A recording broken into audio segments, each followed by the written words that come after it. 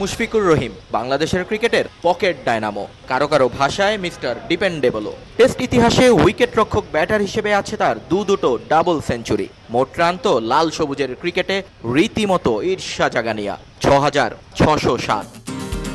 One day ক্রিকেটেও কম যান না মুশফিক, যেখানে আছে ৯টা শতক আর ৪৯টা 50, ৩৬-এর বেশি গড় আর ৭৯ স্ট্রাইক রেটটাও দারুণ এক দিবসীয় ক্রিকেটের জন্য।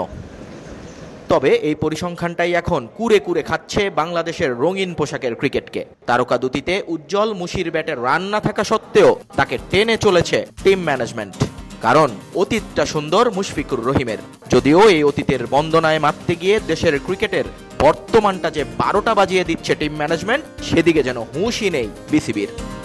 তাই তো নিউজিল্যান্ডের বিপক্ষে দারুণ রেকর্ড থাকার পরও চ্যাম্পিয়ন্স ট্রফির বাঁচা মরার লড়াইয়ে বাইরে থাকতে হয় সৌম্য সরকারকে। কারণ নামের ভারে তিনি যে মুশির কাছাকাছি কেউ নন। অথচ শেষ 5 ওয়ানডে ইনিংসে তিনি এগিয়ে ছিলেন মুশফিকের চেয়ে। মুশি যেখানে 13 এভারেজে করেছেন 5 ইনিংসে 65, সেখানে সরকারের রান 23 গড়ে 118। Vision hot and cool AC 4-way solenoid valve টেকনোলজিতে হিটিং ও কুলিং দুই মোডেই কাজ করে সমানভাবে। Vision hot and cool AC. মুশফিকের শেষ 50 5 ইনিংস আগে, আর সৌম্য করেছেন মাত্র 1 ইনিংসের ব্যবধানে। কিন্তু এরপরও সৌম্য সরকার থাকেন স্কোয়াডের বাইরে আর মুশফিক একাদশে। শুধু যে মুশফিককে টানতে হবে সেটাই কিন্তু নয়, সাইলেন্ট কিলার মাহমুদুল্লাহকেও তো লাগবে শান্তর।